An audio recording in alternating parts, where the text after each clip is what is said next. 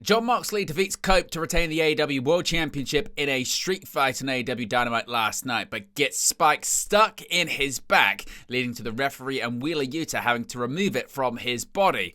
This leads to Dax Howard walking out on Cash Wheeler and Cope after the street fight, and it means that Jon Moxley will be defending his AEW World Championship against Swerve Strickland at AEW Dynasty. We have the ratings for Tuesday's edition of WWE NXT on the CW. The International Championship match for Dynasty is confirmed. Megan Bayne will challenge for Timeless Toni Storm's AEW Women's World Championship at Dynasty.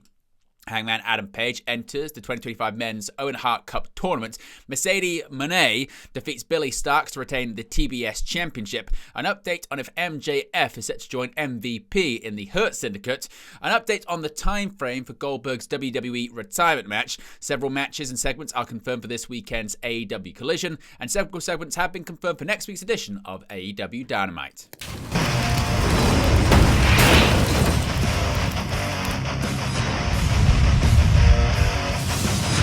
Hey guys, welcome back to Wrestling News 365. Hope everyone is doing very well. As always, there are plenty of news stories to get into in the world of professional wrestling. Let's begin with AEW Dynamite last night and the AEW World Championship, because Jon Moxley managed to choke out Cope to retain his World Championship during Dynamite. Moxley defended his AEW World Championship against Cope at Revolution, winning the bout, but technically not beating his challenger as Christian Cage cashed in his next AEW champion contract and was subsequently choked out by the champion to win the three-way. It was determined afterwards that Moxley and Cope would meet again in a no disqualifications rematch, with the victor of that match going on to defend the World Championship against Swerve Strickland at Dynasty. Moxley would this time defeat Cope, though again it was not without help. Challenger and champion fought from the production truck backstage all the way through the arena and into the ringside area at the early going, with Moxley taking the advantage in the ring with a chair pressed against Cope's throat. Cope would fight his way back into control, rummaging under the ring to find Spike, a big 2x4 adorned with large nails, and swinging it at Moxley's back in the ring. He then suplexed Moxley onto the mat, partially impaling the champion as the nails continued to cling to the skin even after he had got up. You can see the picture on the screen right there, with some suggesting that maybe AEW had gone too far. What do you reckon about that? Let me know your thoughts about it in the comment section below. Wheeler Yuta then came down to the ring to wipe Cope out with the Psycho knee, attempting to help Moxley retrieve Spike, even as Yuta pulled it actually remained hooked to Moxie's skin to paint a gruesome picture for the fans watching on.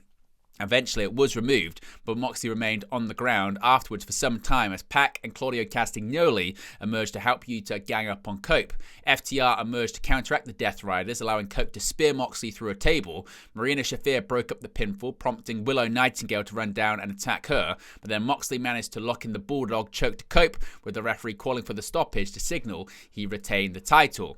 Now, after the match, it led to some, let's say, issues between Cope and FTR, because FTR came to help up Cope after the match, but Dax Harwood, who had come out alongside FTR tag team partner Cash Wheeler and Willow Nightingale to fend off Jon Moxley's Death Riders, was visibly frustrated with Cope. Harwood declined to help Cope to his feet and walked out on him, as you can see right there on the screen. This led to Cash Wheeler not being happy with the actions. Nightingale had to help Cope back to his feet after Harwood had walked to the back, so possibly issues between them rumbling on moving forward. Now, as I mentioned, this now means that the AEW World Championship match is now set for AEW Dynasty. It will now be Jon Moxley defending the AEW World Championship against Swerve Strickland. Of course, Strickland became the #1 contender for the AEW World Championship by defeating Ricochet at AEW Revolution. We did actually see Moxley attack Swerve Strickland with a tire iron this past weekend on AEW Collision. Last night on Dynamite, Prince Nana watched on backstage as Moxley retained the AEW World title. Now, the ratings for Tuesday's edition of WWE NXT. Tuesday night's episode of WWE NXT averaged 676,000 viewers on the CW, down 7.7% from last week's Roadblock special.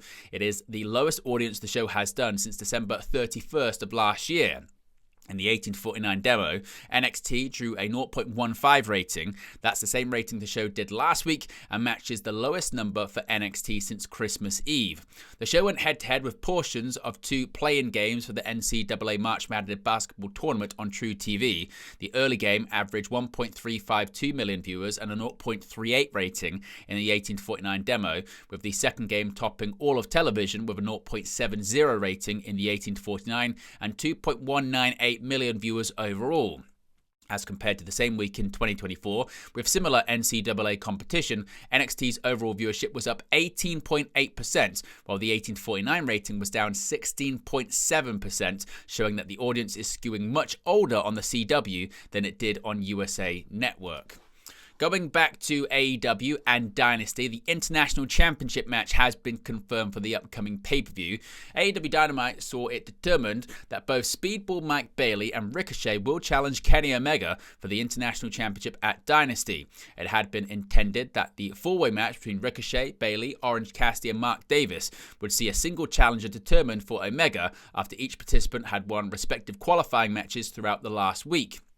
The bout itself saw action typical to the four-way format, with each competitor taking turns to get their offense in, with pinfalls and submissions being broken up by one another. Ricochet spent a portion of the bout on commentary, where Don Callis was also stationed, watching over Davis, with the reasoning that he didn't need to get involved at the stage of time. But he would soon get back in to the fold, finding himself swallowed by the odds as he was leveled with a stun dog millionaire from Cassidy, a moonsault by Bailey, getting back into the fold with his own springboard moonsault to Cassidy and getting struck into Bailey, only for Cassidy to wipe him out with a tornado DDT. Cassidy then hit an orange punch to Davis, tanking the finisher to drop Cassidy with a pile driver. Davis was then pulled by Ricochet and Bailey simultaneously for a cover, with Ricochet's feet on the ropes, leading to a double pinfall. The decision was announced after the bell had rung by Justin Roberts that both Bailey and Ricochet will advance to Dynasty to challenge Omega.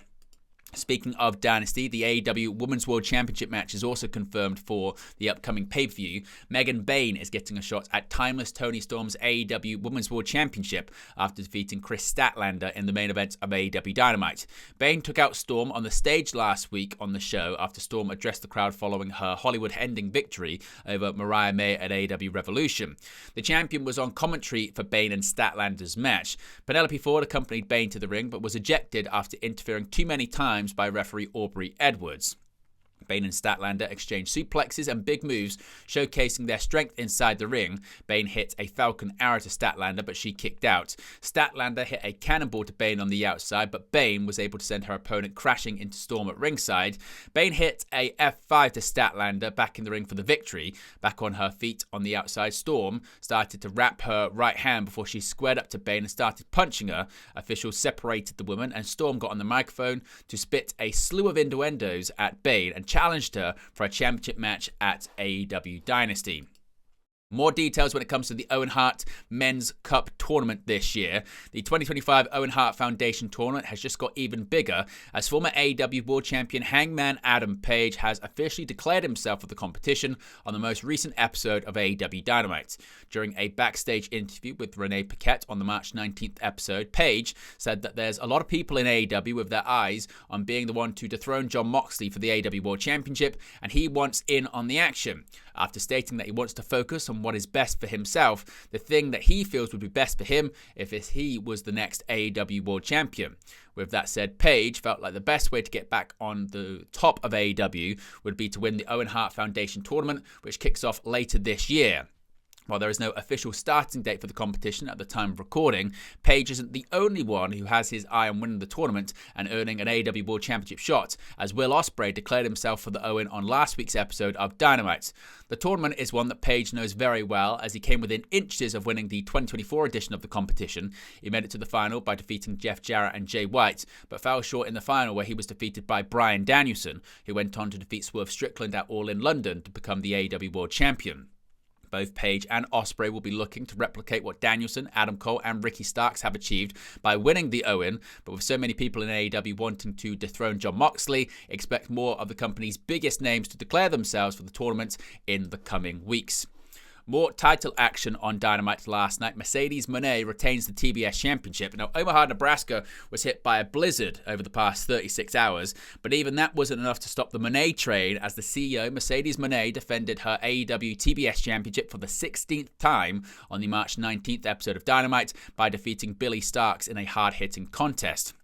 Moné kicked off the match by using her experience to get the better of Starkz, but the 20-year-old used her speed and agility to gain the momentum, hitting 2 big dives on the outside. Starkz threw Moné back in the ring and hit a senton off the top for a near fall, but Starkz got a little too excited and Moné hit a backstabber for a 2 count of her own as the show went into commercial. During the break, Moné took full control of the match, hitting power slams and submission moves to make sure Starkz couldn't get any momentum going. Starkz did get a roll-up but was grounded quickly after by the champion. Coming out of commercial, Starkz got going again with a tilt-a-whirl head scissors, but any fight she had was quickly stopped with a huge lung blur from Moné. The CEO would then hit a superplex from the top, but when she hung on and tried to hit a second suplex, Starkz countered it into a brainbuster onto her knee for the near fall, before getting another 2 count after hitting a bridging German suplex. Moné would once again use Stark's momentum against her by throwing her into the turnbuckle, but the challenger fought back with a series of strikes and kicks that led to a double down. A series of roll-ups and near falls followed, and after a big drop kick from Starkz, she hit an Alabama slam into the turnbuckles. Starkz then got Moné into an electric chair position and drove her down neck first for the closest fall of the match, with Moné only getting out of it by putting her foot on the ropes. Starkz saw her name up in lights and went for one more big move, another senton, only this time on the apron, but this cost her as Moné moved out of the way. The match ended with the champion rolling the challenger back in the ring for the statement maker, and with nowhere to go, Starkz was forced to submit. After the match, Moné kept hold of the submission to make sure Starkz knew that she may have put up a good fight, but she still has a lot to learn before she reaches the level of the CEO. A bit of an update here when it comes to MJF possibly joining the Hurt Syndicate. Now, last week on AEW Dynamite, MVP handed MJF a Hurt Syndicate business card, offering him a spot in the group alongside Bobby Lashley and Shelton Benjamin, the AEW World Tag Team Champions. Last night, MJF said he's been considering his decision that led him to thinking about the AEW World Championship.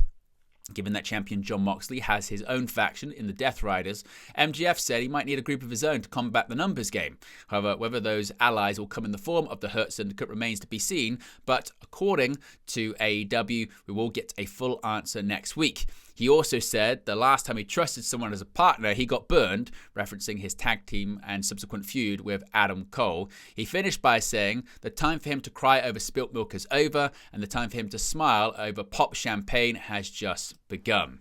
Switching over to WWE here, and a bit of an update on WWE Hall of Famer Bill Goldberg's retirement match. Now, WWE Hall of Famer Goldberg has provided an update on the time frame for his confirmed retirement match later on this year. After returning to WWE television for the first time in almost 2 years at the Bad Blood Premium Live event in October last year, Goldberg announced 1 month later they would officially be stepping back into a WWE ring one last time in 2025. Since the former Universal Champion's announcement, there has been little update on when we can expect to see the bout or who will stand across the ring from Goldberg when it happens. Appearing on the Errol Hawani show, the 58-year-old confirmed that the plan is still to have the match in 2025. Goldberg revealed that he is soon to be cleared to compete physically after undergoing stem cell treatment. However, he couldn't share any concrete details as to when it would be taking place. When asked for an update on the time frame for the match, he replied, quote, "I don't have any idea. I just know that I got stem cells 5 weeks and 6 days ago, and I'm cleared physically in a very short period of time. I haven't been able to do much at all preparation-wise, but I think the positives of the stem cell treatment were such a positive that it was worth me staying out of the gym for the longest period of time I've ever had to in my entire life and staying away from physical activity.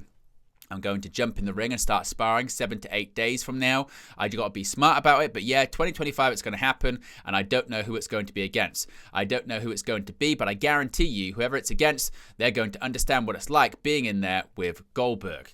Now, while Goldberg admitted that he wasn't sure on his final opponent, he did name in the same interview, he addressed the possibility of facing World Heavyweight Champion Gunther following their tense exchange at Bad Blood. Now, going to AEW Collision this weekend, of course, it's a bit of a different episode of Collision spread across 2 nights. First, the AEW World Trios Championships will be up for grabs on AEW Collision Slam Dunk, as the Death Riders, that being Pac, Wheeler Yuta and Claudio Castagnoli, will defend the titles against Top Flight and AR Fox. In addition to that, Bandido will return to action to battle Johnny TV. This match was made after Johnny interrupted Bandido's promo on AEW Dynamite. In addition to that, there will be a trios match as Konosuke Takeshita will team up with the Murder Machines, Lance Archer and Brian Cage, to take on Rocky Romero and Powerhouse Hobbs and Mark Briscoe. Also, Julia Hart and Queen Aminata will face off with one another for the third time. Furthermore, Max Caster will issue another open challenge. As previously announced, Daniel Garcia will defend the TNT Championship against Adam Cole. Everyone will be banned from ringside for the match, of course. Those matches are on Slam Dunk Saturday, and then the other matches are for Slam Dunk Sunday. It's spread across 2 nights, 2 1-hour shows due to the NCAA basketball tournament. And finally, several segments have been confirmed for next week's edition of AEW Dynamite. Just days ahead of his AEW International Championship defense at Dynasty, Kenny Omega, the International Champion, will be live on the show. Also, after a few weeks of mulling, MJF will respond to MVP and his pending offer to join the Hurt Syndicate. That's what's been confirmed for Dynamite next week. If we get any more details, we'll let you know in a future video. But there you go, guys. Latest pro wrestling news for you. Be sure to smash a like on the like button. Be sure to subscribe, bottom right-hand corner. As always, let me know your thoughts in the comment section below. A reminder, you can join the WN365 roster by clicking that join button. The link's also in the video description. And as always, be sure to check out the sidebar for all of the upcoming watch-alongs and post-shows, such as AEW Dynasty on April 6th/7, because of course it's actually the next day over here in the UK, as well as all the upcoming Raw and SmackDown watch-alongs that we're going to be doing as we get closer and closer to WrestleMania. Appreciate everyone watching, and I'll speak to you again very, very soon. Hey guys, thank you for watching, listening, streaming, or however you come across this video today. Be sure to click on the video on the right there to watch our next video, or click the bottom there to subscribe, or the bottom right hand corner. Thank you very much, and I'll speak to you again very soon.